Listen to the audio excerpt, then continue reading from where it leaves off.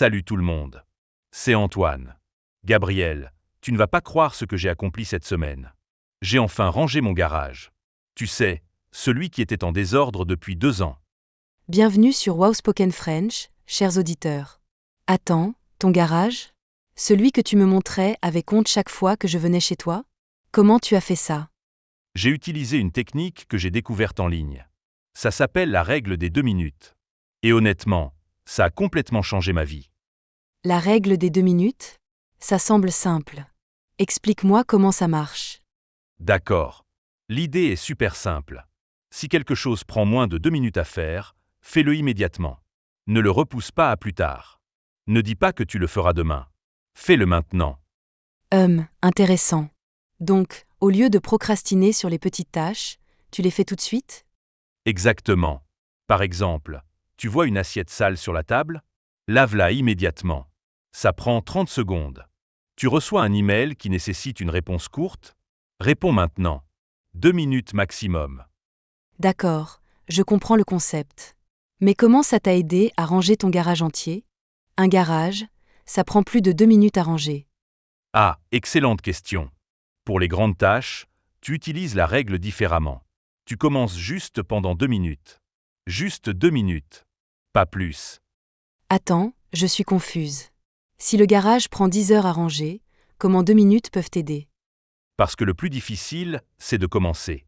Une fois que tu commences, même pour 2 minutes, tu continues souvent naturellement. L'élan est créé. Ah. Donc, la règle des 2 minutes bat la paresse en rendant le début moins intimidant? Exactement. C'est pour ça qu'on va en parler aujourd'hui. La règle des 2 minutes qui bat la paresse.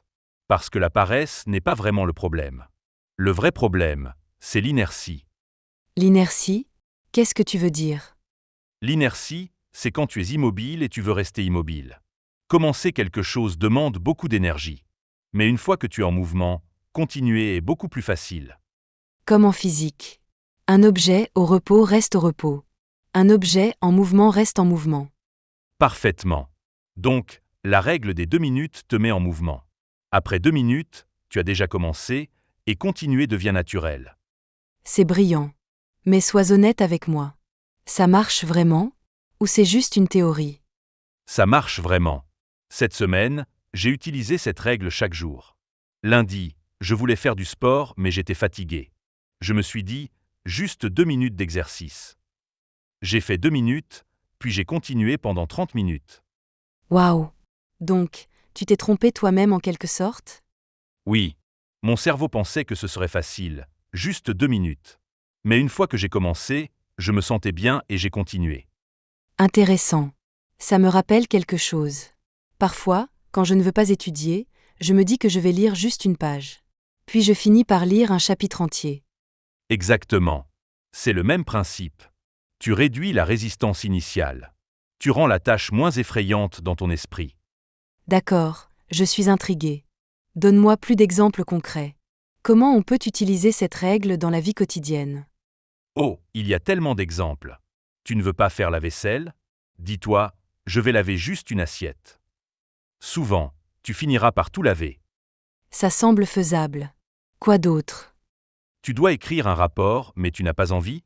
Écris juste les 2 premières phrases. Juste 2 minutes. Souvent, tu continueras après. Ah, ça c'est utile pour le travail. Je procrastine souvent sur l'écriture. Oui. Et pour le ménage aussi. Tu ne veux pas nettoyer ta maison? Nettoie juste une petite surface. Ta table, par exemple. 2 minutes maximum. Et après, tu continues naturellement vers d'autres surfaces? Exactement. C'est magique. Une fois que tu vois une table propre, tu veux que le reste soit propre aussi. Chers auditeurs, on veut savoir. Est-ce que vous procrastinez beaucoup? Quelles tâches repoussez-vous toujours à plus tard? Écrivez dans les commentaires. Peut-être qu'on peut vous aider avec cette règle. Oui, partagez avec nous. Bon, maintenant, parlons de pourquoi on procrastine. Parce que comprendre le problème nous aide à le résoudre. Bonne idée. Alors, pourquoi est-ce que les gens procrastinent? Pourquoi on repousse les choses? Première raison, la tâche semble trop grande. Quand tu regardes un garage en désordre total, ton cerveau panique. Il pense, c'est trop. Je ne peux pas faire ça. Oui, Ça m'arrive tout le temps. Je regarde ma maison et je pense, nettoyer tout ça va prendre 6 heures. Alors, je ne commence même pas. Exactement. Mais si tu penses, je vais juste nettoyer pendant 2 minutes, soudainement, c'est gérable. Ton cerveau se détend. D'accord, première raison, la tâche semble trop grande. Quelle est la deuxième raison? Deuxième raison, le perfectionnisme. Certaines personnes ne commencent pas parce qu'elles veulent faire les choses parfaitement. Elles ont peur de ne pas faire assez bien. Oh, ça c'est moi. Je veux toujours que tout soit parfait. Alors, si je ne peux pas le faire parfaitement, je ne le fais pas du tout. C'est un problème commun. Mais voici la vérité. Fait est mieux que parfait. Faire quelque chose de manière imparfaite est toujours mieux que ne rien faire. Tu as raison. Mais c'est difficile de changer cette mentalité. C'est pour ça que la règle des 2 minutes aide. Tu ne t'engages pas à faire quelque chose de parfait. Tu t'engages juste à commencer. Juste 2 minutes. Ça enlève la pression. Ah, je vois. Donc, ça combat le perfectionnisme en rendant l'objectif petit et simple. Exactement. Troisième raison de la procrastination, le manque d'énergie. Parfois, on est juste fatigué. Oui. Après une longue journée de travail, je n'ai pas l'énergie pour faire quoi que ce soit. Je veux juste m'asseoir sur le canapé. Je comprends. Mais voici quelque chose d'intéressant. Souvent, l'action crée l'énergie. Pas le contraire. Quoi? Explique ça mieux. On pense qu'on a besoin d'énergie pour agir. Mais en réalité, agir nous donne de l'énergie. Quand tu commences à bouger, ton corps se réveille. Ton esprit devient plus alerte. Donc, si je me sens fatiguée et je commence à faire quelque chose pendant 2 minutes, je vais peut-être me sentir moins fatiguée? Oui, c'est contre-intuitif, mais c'est vrai. Essaie. La prochaine fois que tu es fatigué, fais une activité pendant 2 minutes. Tu verras. D'accord, je vais essayer. Quatrième raison de procrastination? Les distractions. Nos téléphones, les réseaux sociaux, la télévision. Il y a toujours quelque chose de plus amusant à faire que la tâche importante. Oh, ça c'est mon plus grand problème. Je dois écrire un email, mais je vois une notification sur mon téléphone, et 1 heure plus tard, je suis toujours sur Instagram. Exactement. C'est pour ça que la règle des 2 minutes est puissante. 2 minutes, c'est plus court qu'un épisode de série. C'est plus court qu'un défilement sur les réseaux sociaux. Donc, tu te dis, je peux sacrifier 2 minutes. C'est rien. Oui. Et tu mets ton téléphone loin pendant ces 2 minutes. Juste 2 minutes sans distraction. C'est faisable. D'accord, je suis convaincue. Mais parlons maintenant des limites de cette règle. Est-ce qu'elle fonctionne pour tout? Bonne question.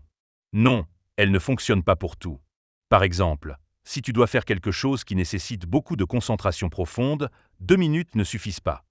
Comme quoi, par exemple? Comme écrire un article complexe, résoudre un problème mathématique difficile, créer quelque chose d'artistique. Ces tâches nécessitent d'entrer dans un état de flux profond. Ah, donc pour ces tâches, il faut planifier un bloc de temps plus long? Exactement. Peut-être 1 ou 2 heures sans interruption. Pour ces tâches, la règle des 2 minutes peut t'aider à commencer, mais tu dois ensuite t'engager à continuer. D'accord, ça a du sens. Quoi d'autre? Aussi, certaines personnes peuvent abuser de cette règle. Elles commencent plein de choses pendant 2 minutes, mais ne finissent rien. Ah, donc elles deviennent des papillons, sautant d'une tâche à l'autre? Oui, c'est important de se concentrer.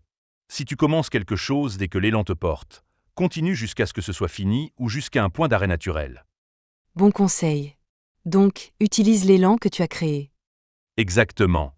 Bon, maintenant, parlons de comment créer une habitude avec cette règle. Oh, les habitudes. J'adore ce sujet.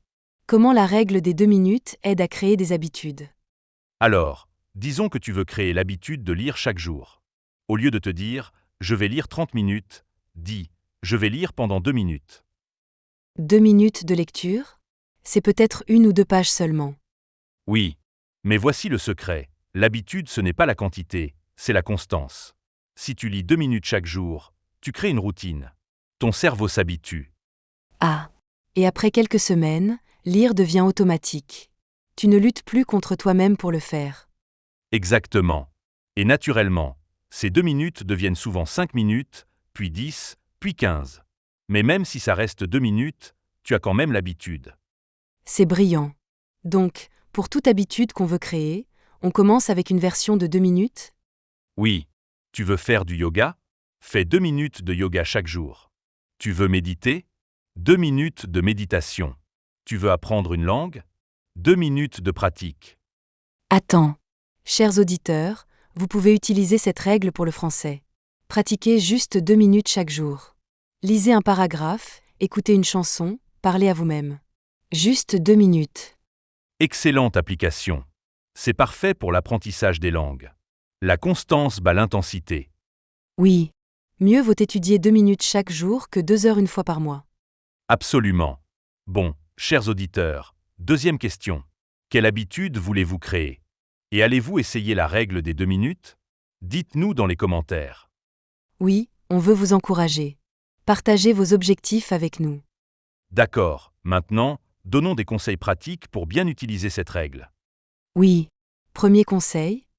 Premier conseil, sois spécifique. Ne dis pas « je vais nettoyer pendant 2 minutes ». Dis « je vais ranger 10 objets » ou « je vais essuyer le comptoir de la cuisine ». Une action claire. D'accord, la spécificité aide. Deuxième conseil. Deuxième conseil, élimine les obstacles. Si tu veux faire de l'exercice pendant 2 minutes le matin, prépare tes vêtements de sport la veille. Rends-le aussi facile que possible.